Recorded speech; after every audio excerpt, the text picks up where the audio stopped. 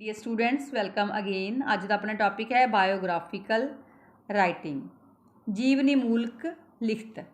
हुण जिहड़ी जीवनी है वो किसी भी व्यक्ति की अपनी जिंदगी की कहानी हुंदी है, स्टोरी हुंदी है। मीनस जिहड़ी कि असल गल्लां हुंदियां ने, इमैजिनरी नहीं हुंदी, इहदे च ज़्यादा सच्चाई हुंदी है। तो किसी होर व्यक्ति द्वारा भी लिखी जा सकती है। मीनस जिवें किसी होर व्यक्ति के उपर कोई होर व्यक्ति लिख सकता है। तो जेकर जो लेखक खुद अपने जीवन बारे लिखता है उन्होंने स्वै जीवनी या जी बायोग्राफी है वो कहा जाता है, क्योंकि अपने आप बारे भी ये लिखी जा सकती है। जोड़े लेखक ने मोस्टली अपनी जी बायोग्राफीज़ ने वो लिखते हैं।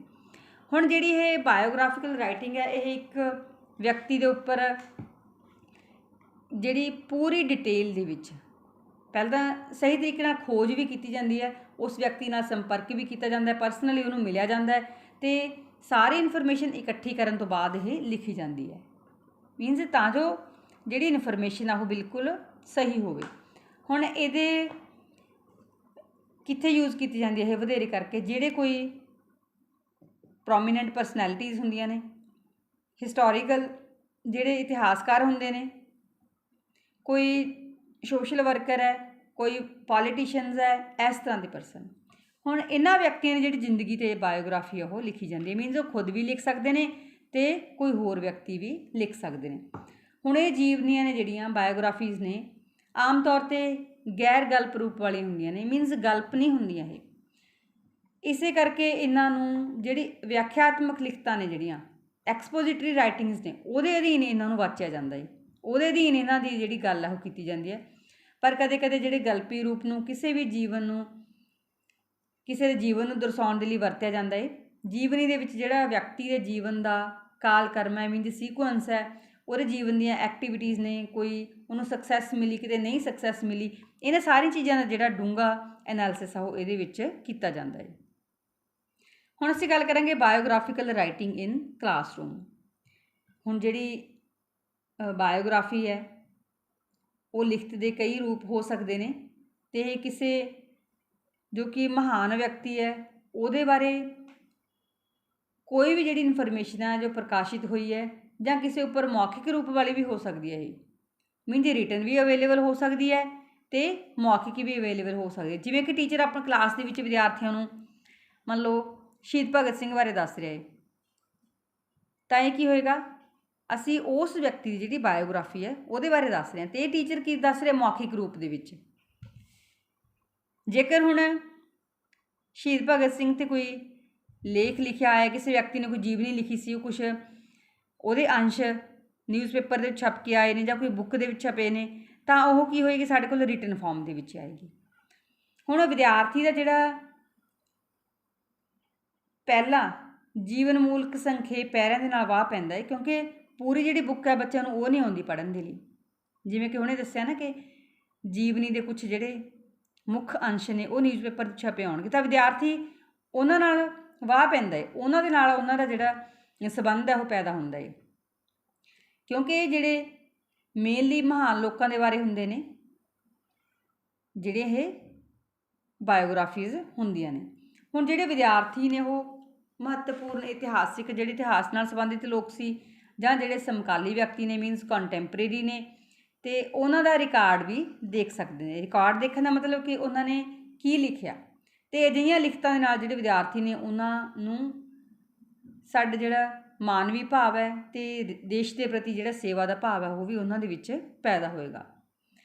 हुण ये जिहड़ियां जीवनियां ने कई बार फालतू लगदी हुंदियां ने, बट ये सानूं जिहड़ियां साडियां जमात दीयां क्रियावां ने, साडा इतिहास है, ईमानदारी है, तो नायक दे नाल भरपूर हुंदियां ने। क्योंकि इहदे विच एक हीरो हुंदा एक व्यक्ति जिहदे नाल सानूं जिहड़ी काफ़ी इनफॉर्मेशन आ वो मिलदी है।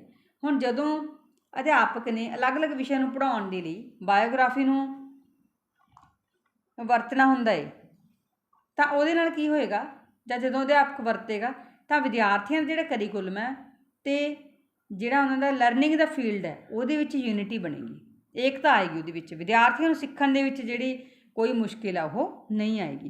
क्योंकि अध्यापक बायोग्राफी नूं यूज़ करते हुए क्लासरूम दे विच पढ़ा सकता है। हुण असीं गल करांगे बायोग्राफी एंड एक्सपोजिटरी टैक्सट। ਜੀਵਨੀ ਇੱਕ ਵਿਆਖਿਆਤਮਕ ਪਾਠ, ਇੱਕ ਜਿਹੜੀ ਸਵੈ ਜੀਵਨੀ ਦੇ ਉਲਟ ਪਰ ਇੱਕ ਜਿਹੜੀ ਜੀਵਨੀ ਆ ਉਹ ਵਿਆਖਿਆਤਮਕ ਕਿਸਮ ਦਾ ਪਾਠ ਹੁੰਦੀ ਹੈ। ਮੀਨਜ਼ ਜਿਹਦੇ ਵਿੱਚ ਵਿਆਖਿਆ ਕੀਤੀ ਗਈ ਹੁੰਦੀ ਹੈ, ਐਕਸਪੋਜਿਟਰੀ ਟਾਈਪ ਹੁੰਦੀ ਹੈ ਉਹ, ਜੋ ਕਿਸੇ ਵਿਅਕਤੀ ਬਾਰੇ ਮੀਨਜ਼ ਪੂਰੀ ਜਿਹੜੀ ਜਾਣਕਾਰੀ ਉਹ ਦਿੰਦੀ ਹੈ, ਜਿਹੜੀ ਕਿ ਫੈਕਟ ਬੇਸਡ ਹੁੰਦੀ ਹੈ, ਤੱਥਾਂ ਦੇ ਉੱਪਰ ਆਧਾਰਿਤ ਹੁੰਦੀ ਹੈ, ਅਤੇ ਉਸ ਦਾ ਜਿਹੜੀ ਪੂਰੀ ਲਾਈਫ ਹੈ ਉਹਨੂੰ ਇਹਦੇ ਵਿੱਚ ਇਨਕਲੂਡ ਕੀਤਾ ਜਾਂਦਾ ਹੈ। ਮੀਨਜ਼ ਭਾਵੇਂ ਚੰਗਾ ਮਾੜਾ, ਉਹਨੇ ਕਿਵੇਂ ਮਿਹਨਤ ਕੀਤੀ, ਕਿਵੇਂ ਉਹ ਉਚਾਈਆਂ 'ਤੇ ਪਹੁੰਚਿਆ, ਕਿਹੜੀਆਂ ਉਹਨੂੰ ਔਕੜਾਂ ਦਾ ਸਾਹਮਣਾ ਕਰਨਾ ਪਿਆ, ਸਾਰੀਆਂ ਗੱਲਾਂ ਨੂੰ ਇਹਦੇ ਵਿੱਚ ਸ਼ਾਮਿਲ ਕੀਤਾ ਜਾਏਗਾ।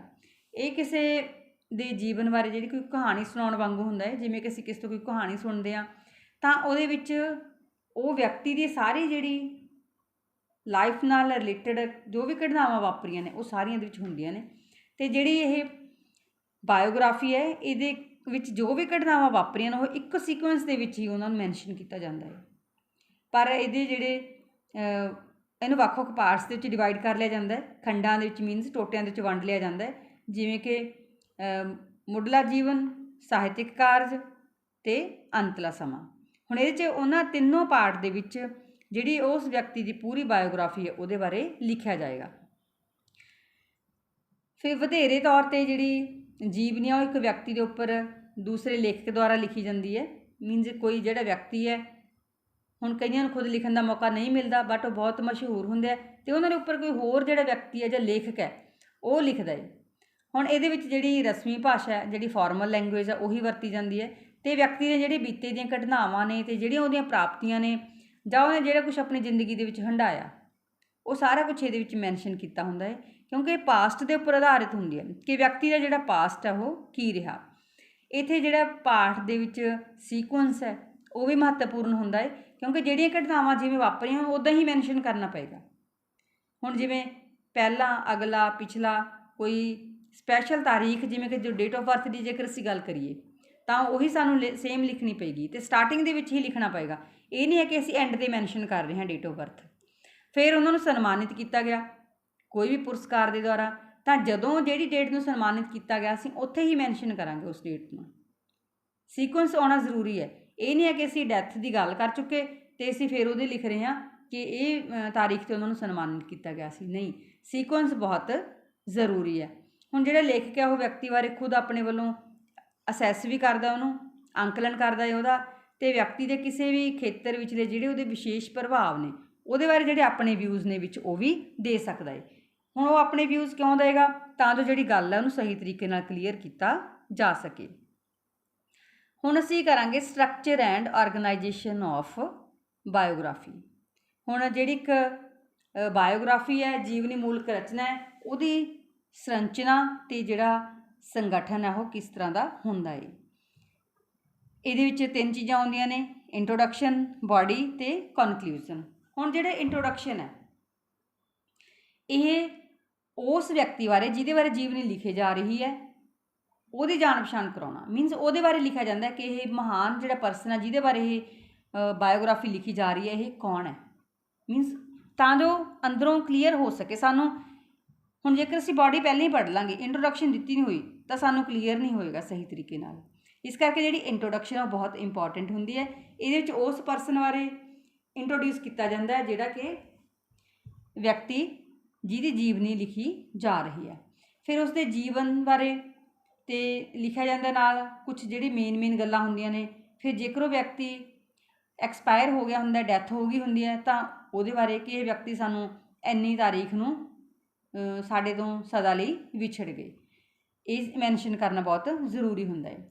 ਫਿਰ ਇਸ ਗੱਲ ਵੱਲ ਵੀ ਜਿਹੜਾ ਪੁਆਇੰਟ ਆਊਟ ਕੀਤਾ ਜਾਂਦਾ ਇਹਦੇ ਵਿੱਚ ਕਿ ਜਿਹੜਾ ਵਿਅਕਤੀ ਹੈ ਜਿਹਦੇ ਬਾਰੇ ਇਹ ਬਾਇਓਗ੍ਰਾਫੀ ਲਿਖੀ ਜਾ ਰਹੀ ਹੈ ਉਹ ਵਿਅਕਤੀ ਕਿਉਂ ਪ੍ਰਸਿੱਧ ਸੀ, ਕਿਉਂ ਇੰਨਾ ਪਾਪੂਲਰ ਸੀ ਅਤੇ ਕਿਹੜੀ ਗੱਲ ਦੇ ਲਈ ਉਹ ਪਾਪੂਲਰ ਸੀ। ਦੇਖੋ, ਜੇ ਕੋਈ ਉਹ ਵਿਅਕਤੀ ਸੋਸ਼ਲ ਵਰਕਰ ਹੋਏਗਾ ਤਾਂ ਉਹਦੇ ਅਕੋਰਡਿੰਗ ਉੱਥੇ ਦੱਸਿਆ ਜਾਏਗਾ। ਜੇਕਰ ਉਹ ਵਿਅਕਤੀ ਆਜ਼ਾਦੀ ਘੁਲਾਟੀਆ ਸੀ ਤਾਂ ਉਹਦੇ ਅਕੋਰਡਿੰਗ ਮੈਂਸ਼ਨ ਕੀਤਾ ਜਾਏਗਾ। ਨੈਕਸਟ ਹੈ ਬਾਡੀ। ਬਾਡੀ ਮੀਨਸ ਮੱਧ, ਜਿਹਦੇ ਵਿੱਚ ਪੂਰੀ ਜਿਹੜੀ ਬਾਇਓਗ੍ਰਾਫੀ ਹੈ ਵਿਅਕਤੀ ਦੀ ਉਹ ਮੈਂਸ਼ਨ ਕੀਤੀ ਜਾਏਗੀ। ਸਾਰੀਆਂ ਜਿਹੜੀਆਂ ਘਟਨਾਵਾਂ ਨੇ ਇਹਦੇ ਵਿੱਚ ਉਹ ਲਿਖੀਆਂ ਜਾਣਗੀਆਂ। ਹੁਣ ਇਹਦੇ ਵਿੱਚ ਵਿਅਕਤੀ ਦੇ ਜਿਵੇਂ ਜੀਵਨ ਦੀ ਤਾਰੀਖ ਹੋ ਗਈ, ਸਥਾਨ ਅਤੇ ਜਿਹੜੇ ਹੋਰ ਵਿਸ਼ੇਸ਼ ਤੱਥ ਨੇ ਜਿਹੜੇ ਕਿ ਵਿਅਕਤੀ ਨਾਲ ਸੰਬੰਧਿਤ ਨੇ ਉਹ ਇਹਦੇ ਵਿੱਚ ਮੈਂਸ਼ਨ ਹੋਣਗੇ। ਅਤੇ ਫਿਰ ਜਿਹੜੀ ਸੂਚਨਾ, ਇਨਫੋਰਮੇਸ਼ਨ ਜਿੱਥੋਂ ਜਿੱਥੋਂ ਇਕੱਠੀ ਕੀਤੀ ਹੈ ਉਹ ਥੀਮ ਬੇਸਡ ਹੋਣੀ ਚਾਹੀਦੀ ਹੈ। ਥੀਮ ਬੇਸਡ ਮੀਨਸ ਜਿਹੜਾ ਅਸੀਂ ਨੇ ਟੌਪਿਕ ਲਿਆ ਬਾਇਓਗ੍ਰਾਫੀ ਲਿਖਣ ਦਾ, ਉਹਦੇ ਨਾਲ ਇਹ ਰਿਲੇਟਡ ਹੋਣੀ ਚਾਹੀਦੀ ਹੈ। ਮੰਨ ਲਓ ਜਿਹੜਾ ਵਿਅਕਤੀ ਹੈ ਕੋਈ ਸਾਇੰਟਿਸਟ ਸੀ, ਤਾਂ ਸਾਇੰਟਿਸਟ ਨੇ ਦੇਖੋ ਕੀ ਕੰਮ ਕੀਤਾ ਹੋਏਗਾ, ਕੋਈ ਨਵੀਆਂ ਖੋਜਾਂ ਕੀਤੀਆਂ ਹੋਣਗੀਆਂ, ਕੋਈ ਨਵੀਂ ਕਾਢ ਕੱਢੀ ਹੋਏਗੀ, ਤਾਂ ਅਸੀਂ ਉਹਦੇ ਅਕੋਰਡਿੰਗ ਉੱਥੇ ਉਹ ਚੀਜ਼ ਸਾਰੀ ਮੈਂਸ਼ਨ ਕਰਾਂਗੇ। ਮੀਨਸ ਜਿਹੜਾ ਵਿਅਕਤੀ ਜਿਸ ਤਰ੍ਹਾਂ ਦਾ ਹੈ, ਹੁਣ ਜੇ ਡਾਕਟਰ ਹੈ, ਅਗਰ ਉਹ ਮੈਡੀਕਲ ਲਾਈਨ ਦੇ ਵਿੱਚ ਕੋਈ ਨਵੀਂ ਰਿਸਰਚ ਕਰ ਰਿਹਾ ਹੈ, ਨਵੀਂ ਖੋਜ ਕਰ ਰਿਹਾ ਹੈ, ਤਾਂ ਅਸੀਂ ਉਹਦੇ ਅਕੋਰਡਿੰਗ ਜਿਹੜੀ ਸਾਰੀ ਬਾਡੀ ਹੈ ਉਹ ਲਵਾਂਗੇ। ਨੈਕਸਟ ਹੈ ਕਨਕਲੂਜ਼ਨ। ਕਨਕਲੂਜ਼ਨ ਮੀਨਸ ਸਿੱਟਾ। ਹੁਣ ਇਵੈਲੂਏਸ਼ਨ ਹੋਗਾ, ਇਫੈਕਟ ਹੋਗਾ, ਅਤੇ ਜਿਹੜੀ ਅੰਤਿਮ ਹਸਤੀ ਹੈ ਉਹਨੂੰ ਆਮ ਤੌਰ 'ਤੇ ਸਿੱਟਿਆਂ ਦੇ ਵਿੱਚ ਰੱਖਿਆ ਜਾਂਦਾ ਹੈ। ਮੀਨਸ ਕਨਕਲੂਜ਼ਨ ਕੱਢਣਾ ਜ਼ਰੂਰੀ ਹੁੰਦਾ ਹੈ। ਵਿਅਕਤੀ ਦੇ ਜੀਵਨ ਦੀ ਜਿਹੜੀ ਯਾਤਰਾ ਹੈ, ਮੀਨਸ ਪੂਰੀ ਉਹਦੀ ਲਾਈਫ ਟਾਈਮ ਹੈ, ਉਹਦੀ ਸਟੱਡੀ ਬਾਰੇ ਪੂਰੀ ਡਿਟੇਲ ਦੇ ਵਿੱਚ ਜਿਹੜੀ ਜਾਣਕਾਰੀ ਹੈ, ਉਹ ਤੋਂ ਬਾਅਦ ਜਿਹੜਾ ਕਨਕਲੂਜ਼ਨ ਆ ਉਹ ਦਿੱਤਾ ਜਾਂਦਾ ਹੈ। ਕਿਉਂਕਿ ਕਨਕਲੂਜ਼ਨ ਦੇ ਨਾਲ ਸਾਨੂੰ ਜੋ ਬਾਡੀ ਦੇ ਵਿੱਚ ਮੋਟੀਆਂ-ਮੋਟੀਆਂ ਗੱਲਾਂ ਸੀ, ਉਹ ਇੱਥੇ ਉਹਨਾਂ ਦੀ ਇੱਕ ਤਰੀਕੇ ਨਾਲ ਰਿਵੀਜ਼ਨ ਵੀ ਹੋ ਜਾਏਗੀ ਅਤੇ ਯਾਦ ਵੀ ਰਹਿਣਗੀਆਂ। ਕਿਉਂਕਿ ਜੇਕਰ ਬੁੱਕ ਜ਼ਿਆਦਾ ਲੰਬੀ ਆ, ਅਸੀਂ ਸਾਰੀ ਬਾਡੀ ਸਟਰਕਚਰ ਉਹਦਾ ਪੜ੍ਹ ਲਿਆ, ਬਟ ਕਨਕਲੂਜ਼ਨ ਦੇ ਵਿੱਚ ਸਾਨੂੰ ਉਹ ਗੱਲਾਂ ਸਾਰੀਆਂ ਕਲੀਅਰ ਹੋ ਜਾਣਗੀਆਂ। ਅਤੇ ਹੁਣ ਇੱਕ ਜਿਹੜੀ ਬਾਇਓਗ੍ਰਾਫੀ ਆ, ਉਹਦੇ ਵਿੱਚ ਹੋਰ ਜਿਹੜੀ ਇਨਫੋਰਮੇਸ਼ਨ ਆ ਉਹ ਵੀ ਸ਼ਾਮਿਲ ਹੋਣੀ ਜ਼ਰੂਰੀ ਹੈ। ਜਿਵੇਂ ਕਿ ਜਿਹੜੇ ਵਿਅਕਤੀ ਬਾਰੇ ਅਸੀਂ ਜੀਵਨੀ ਲਿਖ ਰਹੇ ਹਾਂ, ਜਿਹਦੀ ਉਹਦਾ ਜਨਮ ਕਦੋਂ ਹੋਇਆ, ਦੇਹਾਂਤ ਕਦੋਂ ਹੋਇਆ, ਦੋਨਾਂ ਦੀ ਡੇਟ ਅਤੇ ਦੋਨਾਂ ਦਾ ਜਿਹੜਾ ਸਥਾਨ ਹੈ ਉਹ ਮੈਂਸ਼ਨ ਕਰਨਾ ਜ਼ਰੂਰੀ ਹੈ। ਫਿਰ ਫੈਮਿਲੀ ਬੈਕਗਰਾਊਂਡ, ਉਹਦੇ ਬਾਰੇ ਵੀ ਜਿਹੜੀ ਇਨਫੋਰਮੇਸ਼ਨ ਦੇਣੀ ਜ਼ਰੂਰੀ ਹੈ ਕਿ ਫੈਮਿਲੀ ਦੇ ਵਿੱਚ ਕੌਣ-ਕੌਣ ਨੇ, ਠੀਕ ਹੈ ਜੀ।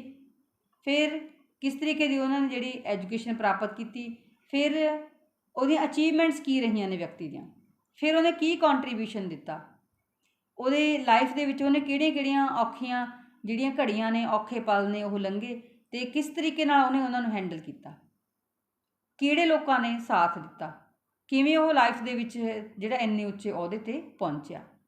ਫਿਰ ਐਜੂਕੇਸ਼ਨ ਵੀ ਆ ਗਿਆ। ਫਿਰ ਕੁਛ ਇੰਟਰਸਟਿੰਗ ਪੁਆਇੰਟਸ ਹੁੰਦੇ ਨੇ ਉਹ ਵਿਅਕਤੀ ਦੀ ਲਾਈਫ ਦੇ ਨਾਲ ਸੰਬੰਧਿਤ, ਜਿਨ੍ਹਾਂ ਨੂੰ ਕਿ ਮੈਂਸ਼ਨ ਕਰਨਾ ਬਹੁਤ ਜ਼ਰੂਰੀ ਹੁੰਦਾ ਹੈ।